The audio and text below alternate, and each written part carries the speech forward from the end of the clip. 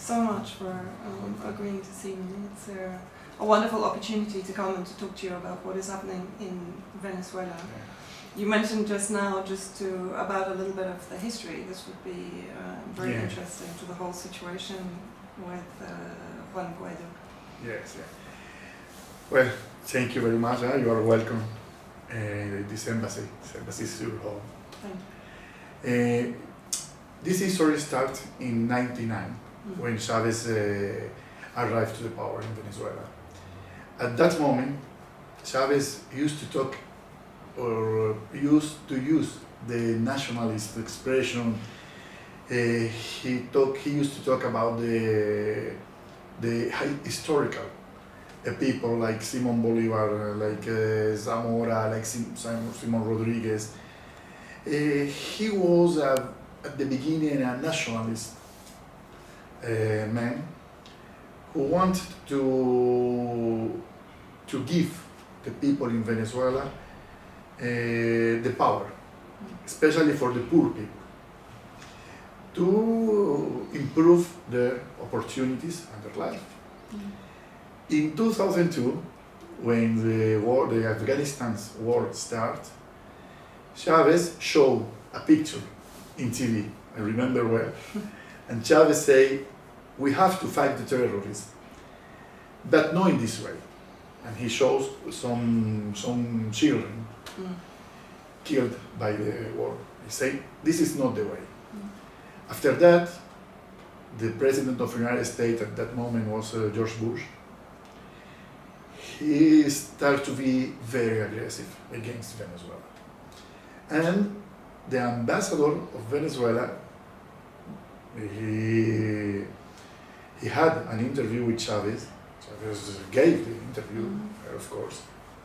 And she read a paper with some demand to Chavez. And Chavez said, please, you can go from the office. When you understand that you are talking with a president of a free country, you can come back. And this is the point, in my opinion, when start the break with the government, with the revolution in Venezuela. After that, you know the history. In 2002, it was a coup against the president for 47 hours. He came back to the power by people and by the army after 47 hours. And when Chavez came back to the power, he understood that United States will never stop to try to do a coup, a revolution.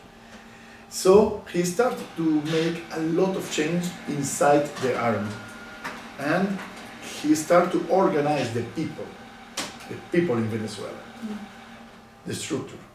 After that, it was a blockade. No, a blockade is not a blockade.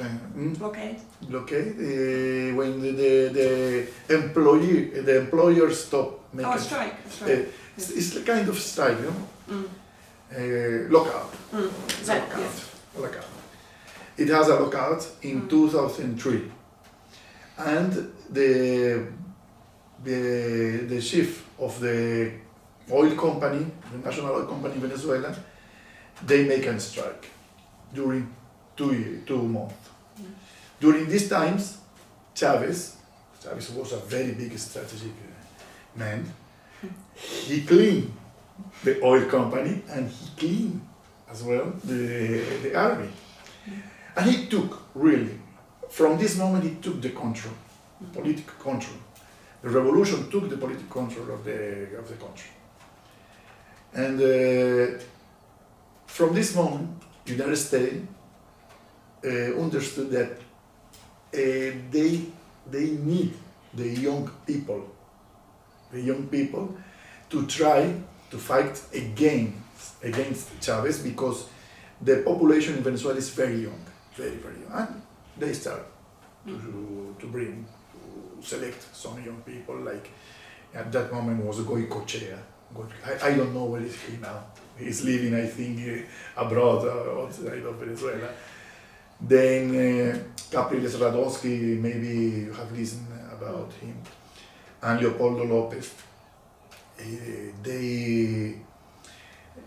It has a very, very right party in Venezuela called Primero Justicia. And then they had separated Leopoldo Lopez and Capriles, and Leopoldo Lopez create another political party called Voluntad Popular. He's a very racist, very classist party. And the United States used them to push a coup or a strike or to do anything against the Venezuela. Then came several young people like Freddy Guevara, Pizarro, all of them failed completely. Now hide. I don't know where are they now. And now they select Guaido. You know, that is why I am talking about a little bit of history. Why? Because the people used to ask me why this guy, why Guaido? Because he doesn't have the capacity, he doesn't have the charisma. Even he has not the capacity to give a speech more than 5 or 10 minutes.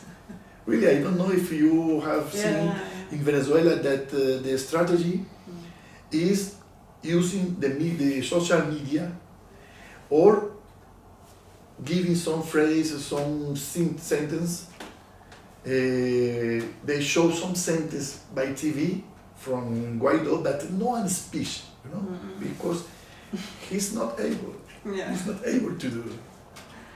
That United States doesn't need somebody able to do something. United States need some puppet that they can to push their strategy or their plan against a country, you know, like Syria in 2011 when it started. Exactly. So that is what a little bit, and it's very, very resume and small history. No, it's very important, I think. To understand why they selected this guy. And this guy is from Voluntad Popular, from this political party, you know. But now they are fighting against them, Leopoldo Lopez and Guaido, because they thought that they will have success in this call. And 3-4 weeks ago, they start to say, no, I will be the candidate for the president, no, will be you. So that is what it happened with the Guaido. I read something very interesting that Pompeo said a few days ago, which actually made me smile, but I will quote it to you from your comment. That he described Cuba as the true imperialist power in Venezuela. He accused the Cuban security forces of displacing the Venezuelan security forces. Obviously, I mean, there is so much propaganda at the moment against Venezuela. It's very hard to pinpoint which aspect to focus on, and I don't want to take too much of your time. No, it's okay. But take the time that you need. This is, I think, what is important in this statement is this clearly actually shows us that Cuba is an ally of Venezuela and an enemy of the United States and the imperialist construct. Who are the allies for Venezuela? Who are working with the United States against Venezuela in your region? We think that we say that, or the people say that there is some countries in South America playing with the United States against Venezuela. I don't think so. Actually, the United States is the chief of this government. For example, the United States give order to the president of Colombia. They used to give order to the president of Brazil, so they are not helping the United States. They are playing the game that push the United States against Venezuela. But you know, I think why Mike Pence and Marco Rubio, the senator, and most of the leader of the Republican Party in the United States, they are talking about Cubans. They have a lot of internal problems, a lot, with the Congress, actually. So in 2020, it's the election, the presidential election. And you know, in Florida, it's very important for the election in the United States. So if you talk about Cuba, about Venezuela, and you say that you are fighting Cubans, you are fighting Venezuela, the Cubans and Venezuelans living in Florida, they will feel very happy, very proud of Trump and the Republicans. So, and they can decide an election in Florida. So there is a political strategy behind all of this affirmation that the Cuban is supporting Venezuela intelligence inside the country. That is not true. We have an alliance, of course, with Cuba, with Iran, with Turkey, with Italy, with Greece, with Bolivia, with several countries in the world, with India, with China, with Russia. Of course, we are free to do this kind of ally with those countries. So that is not true that we don't need to have people inside Venezuela to defend Venezuela. We should remember Mike Pence and Mike Pompeo and Marco Rubio that we gave the freedom. Venezuela gave the freedom 200 years ago to the Latin American people. And at that moment, Simón Bolívar, I read about it, he said, because the United States was supporting Spain. And Simón Bolívar said, the half of the population in Venezuela died during the independence war against Spain to get the independence of Venezuela. And the other half is right to fight and to die to defend this independence against the United States. No? So that is history. That is history. We don't need nobody inside our country or to defend the revolution and to beat the intention of the United States to give a coup against Venezuela. Is there any truth to the US moving troops into Colombia? I think this is a propaganda. Yes, okay. This is a propaganda. Because when on 23rd, if you remember 23rd February, they tried to push to inside the humanitarian aid in Venezuela from Colombia, from the border. Yeah. And they was looking for the militaries of Venezuela a break from the army, from the Venezuelan army, and recognize the president of Guaido. They didn't have a successful about it, you know. But what we think, they are trying to organize a mercenaries in the border, and of course by using the excuse that there is a military deserters from the Venezuelan army. Okay. So where are the mercenaries coming from? Inside Colombia or some countries, maybe from South America. Okay. You know, Colombia has a civil war from 60, 70 years old. Yeah. So they know very well how to work with this way. So now the president closed the border with Colombia and with Brazil.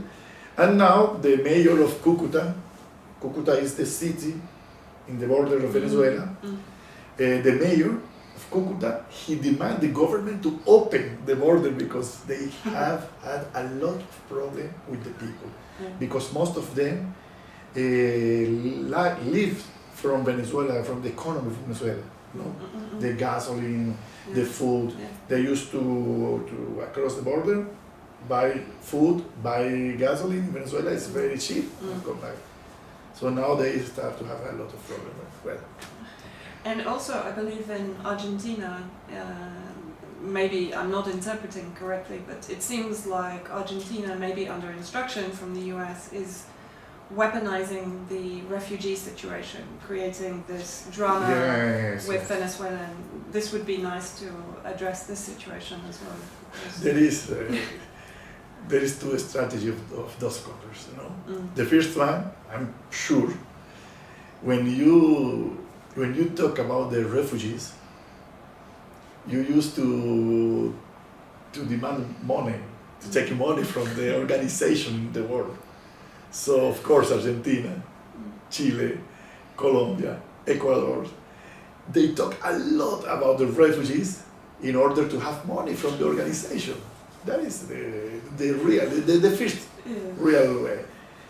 The other one, of course, is to show that we have a very big crisis in Venezuela and 3 million people is going illegal to the other countries to find refugees. Yes. But it is not true. Of course, it is not true. There is people moving. It's normal. In Europe, it's very usual. Actually, I did my PhD in France, and most of the people that was working in the lab were Spanish people, Norwegian, German people. It's normal. The people used to move, especially in South America, where you don't need visa to go to other countries. Yeah. So yes, we have a very hard economic situation because the blocked doing by United States, because the pressure doing by the United States, and some people are moving to find better opportunity in another country. And they're moving to Argentina, to Chile, but it's not true that it's 3 million, of course. They give any number that it's not true. Actually, it is impossible, you know? Yes. It is impossible. If 3 million, for example, I don't remember the president of Ecuador, he said that every day 6,000 Venezuelan comes to Ecuador. 6,000 Venezuelan we are talking about 100 bus moving. That is impossible, you know, that is not logic. And the people start to repeat the media, the propaganda. But this is a propaganda. So that is the two objectives of the refugees, is to take money from the government. Yes. And the second one, of course, is to create a very big propaganda against the government, the Venezuela government, the Maduro. Maduro is killing the people. A lot of people is, escape from Venezuela. But if we can talk about the effect of the sanctions, of the US sanctions, and also in contrast to the debt that is owed to Venezuela by the US and I believe even by the UK, the money that is owed. The gold. Yes. From UK. Yeah. And from the United States. Yes. Actually, the United States, the same that they do with Syria, they are doing now against Venezuela. From the Obama administration started with this decree that's saying that Venezuela is a threat from the United States. And they start to do a lot of sanctions against the government.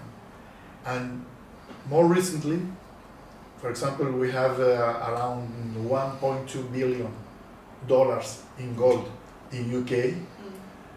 And I will say, I think they stole all money, because it's unstolen, of course. We have a big refinery in United States, Citgo. It's a refinery of the National Oil Company, PDVSA. PDVSA is Petróleo de Venezuela, Sociedad Anónima, is a national oil company in Venezuela. And now the United States, they took the refinery and they frozen around $11 billion in the United States. We have as well frozen, I think it's in Belgium, they frozen around $3 billion to avoid to buy medicines and food. Actually, we bought some medicines, and 1 month ago, when the plane was flying to Venezuela, it was Iberia, the Spanish company. The president was paying call to the company to come to bring back the plane and avoid to bring the medicine to Venezuela. But you know, this kind of thing doesn't show the media, the world media, the main media in the world. This moment, the United States increased the last 2 days. They had increased the aggression against Venezuela. And I don't know if you have read some report in New York Times about the humanitarian aid that was burned. Remember? Yeah. Okay, we knew that from the beginning, and we said from the beginning that was the opposition which burned the humanitarian aid. And Russia, RT, Russia Today, Russia Today, Sputnik, all of the medias, but not the American medias, have talked about it. But 2 days ago, before that, the government started to say that it's a crime against the humanity, you know, and you have to go to the Hague, to the Haya, and you have to bring the President Maduro because he do a crime against the humanity, everything, because if you burn the humanitarian aid, you are doing a crime against the humanity. 2 days ago, the New York Times shows a report about it, and they showed that was the opposition who burned. So now, who did the crime against the humanity? American, of course. The president of Chile, he was there. The president of Panama, of Paraguay, he was there. The president of Chile, of Paraguay, of course the president of Colombia, he was there on 23rd. And the opposition, the leader. So they have doing the crimes against the humanity. Yes, and of course they don't take the Sauds to of the course. Hague either for bombing humanitarian aid. And now they are trying to forget yes. what it's happening there, of course. I think one question I would just like to finish on, because we're in Syria, Yeah, okay. is the parallels Yeah. between the operation that was waged against Syria and now against Venezuela. But you talked about the strength of the resistance in Venezuela, which I compare very much to the strength of the resistance here in Syria also. And I get the impression from you that Venezuela is not going to be in any way subjugated by the United States. So if you could just draw some parallels between Syria and Venezuela, between the situation and also between the victories, because I do believe that both countries will be victorious against the projects against them. Yes, if you remember in 2011 when the problem started in Syria, there were some manifestations with people. It was 4, 5, 6 people which take a video saying that we want freedom and we want democracy. And recently I had a visit from opposition, from Syrian opposition here, and they told me that at the beginning they participate in the manifestation. They had participated in the manifestation, but and now they understood that they were used by United States. So United States now they knew that against Syria it is not possible to take out the president, and now they moved to Venezuela by the same way, by using the same way. Actually, it's the same. You can see the language that they use, the words, the dictator, democracy, freedom. I don't want to talk about the other countries in the world, but there is several countries that there is not election, that the woman don't have the same right that the man, and I don't used to listen the United States talking about the democracy in those countries, for example. Bolton is the assessor of the president, John Bolton. He has talked a lot about the oil in Venezuela. So, of course, there is a parallelism between Syria and Venezuela. They are doing the same that they did in Syria. They used some people that is not happy, is unhappy with the government. Of course, we have a very, I told you before, we have a hard problem, a big problem, economic problem. This is because they block the sanction. Yes. And the people, some people, most of them understand the problem, but there is some people that believe it's because the government is not efficient working to bring the medicine to the people.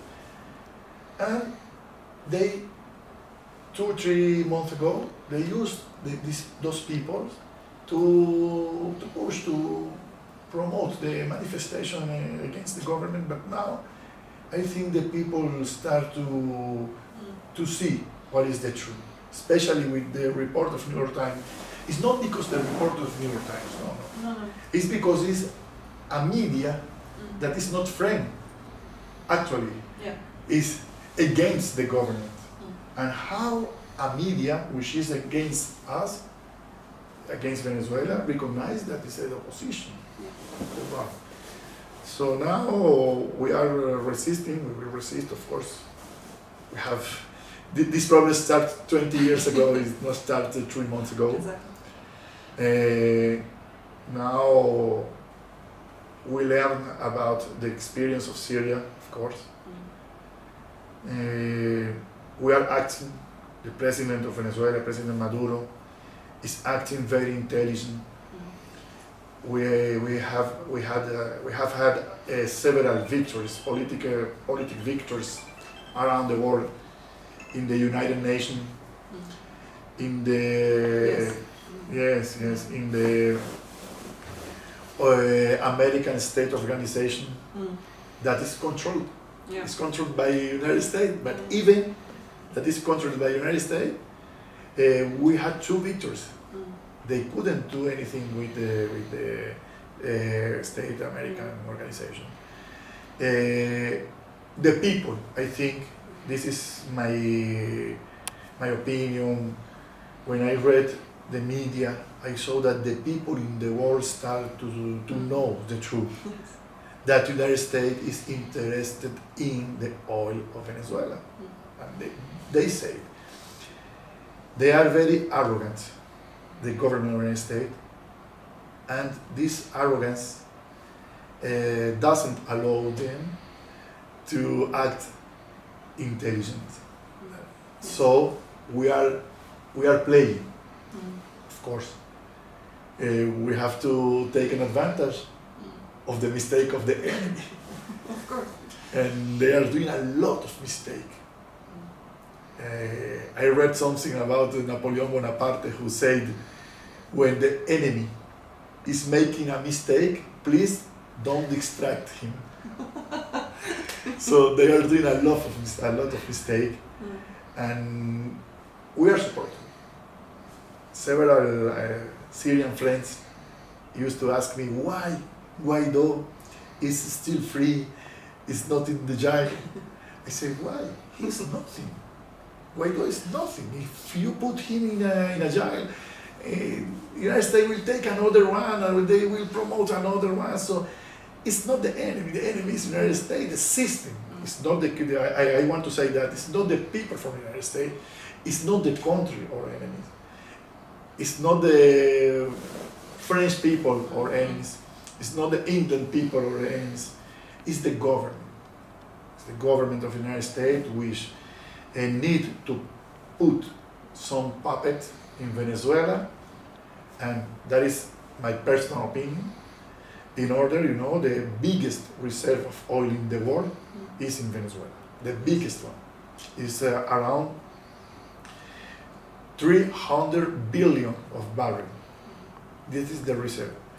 The second one is Saudi Arabia with 266 billion. So China and Russia are in Venezuela doing business with oil with Venezuela. So if the United States can put some puppet in Venezuela, they will push China and Russia to negotiate with them if they want to take oil from Venezuela. That is the main, in my opinion, that is my personal opinion, that is the main objective of the United States. Thank you so much for your time. No, please. You are welcome. This is your house.